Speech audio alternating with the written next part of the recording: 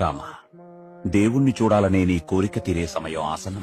Sir, కథలో ముందుకెళ్లారు. ఎంత ముందుకి? చాలా ముందుకెళ్లారు. అవిధానామంతస్తిమిరా మిహిర దీపనగిరి జదనం చైతన్యస్తవకం కరంద శృతి జరి. రామా, దేవుణ్ణి చూడటానికి ఏ చదువు అక్కర్లేదు. కానీ ఆ దేవుడే నీ ముందొచ్చి నిలబడితే అతడే దేవుడు అని తెలుసుకోవడానికి చదువుకోవాలి.